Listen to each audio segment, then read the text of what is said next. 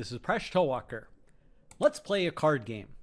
Every card has a letter on one side and a number on the other side. In front of you are 4 cards, D, K, 3, and 7. The cards are manufactured according to a rule.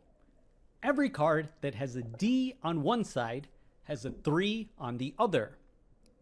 The question is, which card or cards need to be turned over to check if the rule has been followed? Which cards need to be turned over to check if the rules has been followed? Just check or turn over D. Pause the video if you'd like to give this problem a try. And when you're ready, keep watching to learn how to solve this problem. No, not 3. It just says every card that has a D on one side has 3 on the other. But every letter that has a B on it can also have a 3 on that side. It didn't say anything about the other ones, it just said for D. Not every 3 has a D, but every D has a 3. You're stupid. You're stupid. What's 9 plus 10, what's the correct chat? answer? You do need to check the D card, but you also need to check the 7 card. You do not need to check the K card Why or 7? the 3 card. If you didn't solve this, don't worry, you're in good company. Only about 10% of people correctly solved this. This task was developed in the 1960s by the psychologist Peter Wason.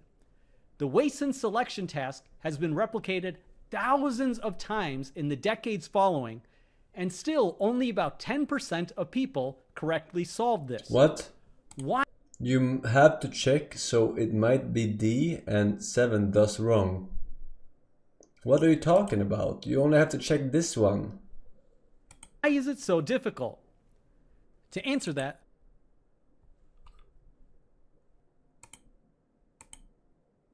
Okay, I guess.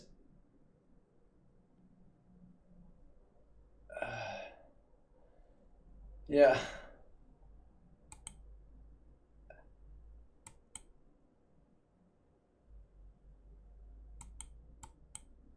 hey, this is Presh Towalker. Let's play a card game. Every card has a letter on one side and a number on the other side.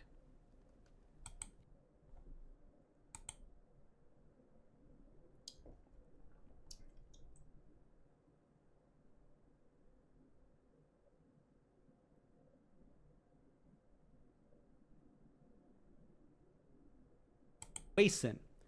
The Wason selection task has been replicated thousands. I mean, sure. All right. Let's analyze each card individually. Sure. We'll start with D. The rule states that every card that has a D on one side has a 3 on the other.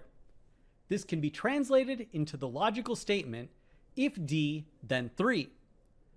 So naturally, we need to check a card that has a D does have a 3 on the other side.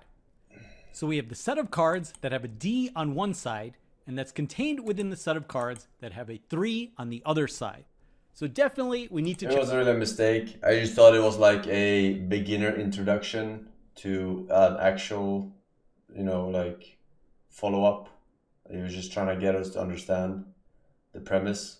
Check the D card. So I didn't think about it. So if the D card he's not wrong. has a 3 on the other side, It's just like then we know a the rule silly- is being followed. But if it has some other number, we know the rule is not being followed. We definitely need to check the D card. What about the card with the K? We know if D, then 3. But if K, then what? We don't know.